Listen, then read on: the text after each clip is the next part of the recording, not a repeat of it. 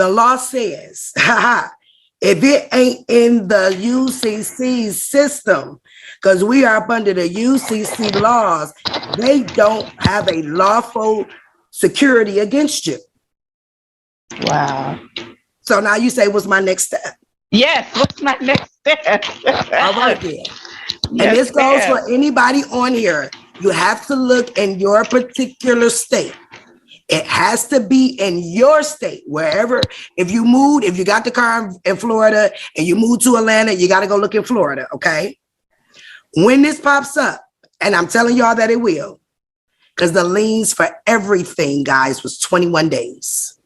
They put them in the system long enough for the deeds office or the Secretary of State or the DMV to put a lien on your title. You're going to order a certified copy of this from your state. There is a way that you can order it either online or over the phone, or if you're close to your Secretary of State in your state, physically go down there and say, hey, I just need a UCC 11. It's called the UCC 11 search, and you're going to give them your name. They're going to give you back a document certified that shows exactly what you see on this screen. None. Okay? If you go down there and do it, as soon as they hand you the document showing you that you have no liens, you take that car contract with you. The law says, and the Secretary of State website in every state says, because I checked, that you can right then under oath say that the debt has been paid. They will release your liens from the DMV. If it's a car, from the deeds office, they will release it. You can do it physically down there, or you can do it, and at that point you would have to write an affidavit. I ain't writing no more affidavits, but you can. And then you can mail it in. Because you know that there is no liens on your property, everybody lien your own items. Okay? You go back into the same UCC system. I'm going to show you. Every state is different when it comes to the price.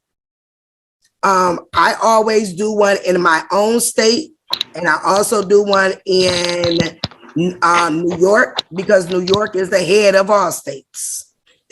New York is the head of every last state. That's why the stock market is there, the UN is there, everything is there. I also filed it there, because once you file it there, it goes everywhere, including the paydex system. Let me show you guys how to do a UCC. You'll go, so I'm on California. Mm-hmm. So you'll go down to file a lien. You will be filing a UCC 1. Theirs in California is very cheap. It's $5. So you have to do a UCC then, but if you are in the process of discharging your car in your house right now, I would say go ahead and do this UCC. Let's see. I would normally read that, but for time constraint, I'm not. So for the consent for the submitter information, it will always be you.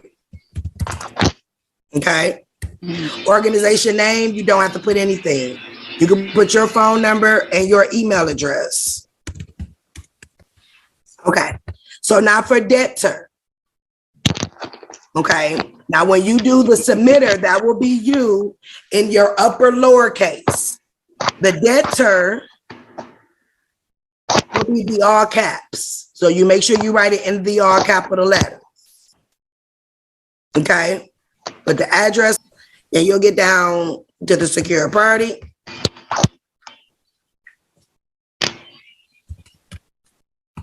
That's where you'll put a name in. You'll put it, the secured party is the all caps. Now for the collateral, this is where we wanted to get to. If you're holding it in trust, you'll put the trust. But right here under the description, in your case, Ms. Monique, you will put the VIN number, the make and the model. If you have a registration or any of that, put that in there as well. You're going to now lien your own items because there's no lien on them at all. So lien your own stuff. Okay? Once you lien it, nobody can. Now, the reason that the lien is gone, number one, all liens are temporary for 21 days so that they can commit fraud. Number two, only the original creditor can lien you. Once they transfer that note, and trust and believe me, they transferred it before you got out of that seat. If you read your contract, it tell you that you give them the right to transfer it. Once it's transferred that first time, that's it. Nobody else can lien it on that side, but you can lien it. So make sure you lien your property. Okay, guys. So I do this after I go to the treasurer. I could do this right now. Oh, no, you can do that right now. I tell you guys, before you go down to the Secretary of State, lien it. You're going to lien everything. For you guys that know, that says that Congress said that every card is a credit card. Yeah. So if you got a library card, it's a credit card. If you got a CVS card, it's a credit card. You know why? Because every company has an indenture trustee, and that is the bank. So that is how they said that every card is a credit card, because they know that every company is backed by a trust bank and a regular bank, which is all backed by the FDIC. So for y'all who think that the government is holding your trust, it ain't the government, it's the FDIC. The FDIC created the process. So that is the third and final way to lawfully, based off of their rules, not Tamika's rules. This is their rules. And y'all ain't heard me say not an affidavit once. So y'all 1099-C every single company. Fill out your portion, send it in. They direct them. You guys are the beneficiary. Stop saying the creditor, beneficiary. Beneficiary. We are to have the enjoyment of all wills, trusts, and contracts. That is Congress' definition of beneficiary.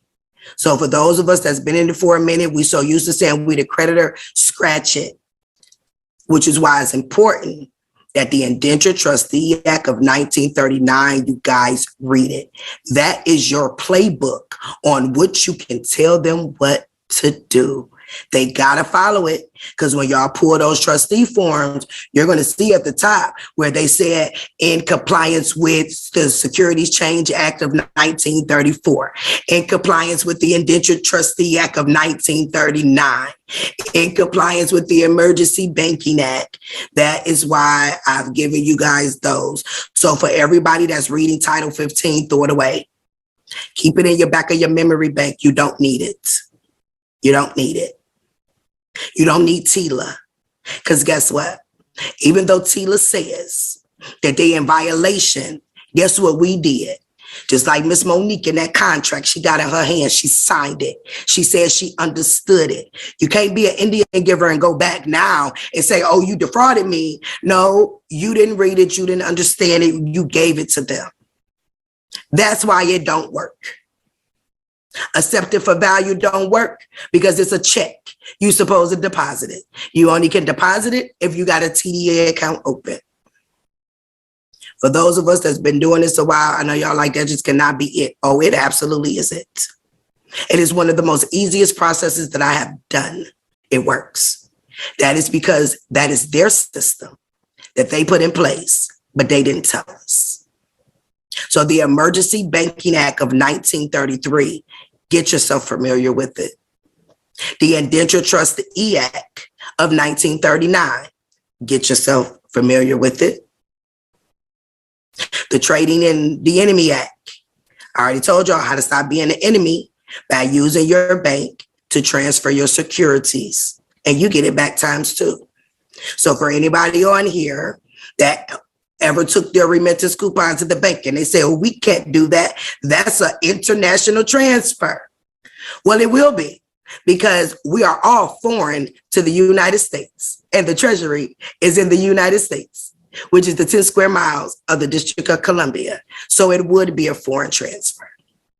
So you got your 1099-C, you got your International Bill of Exchange,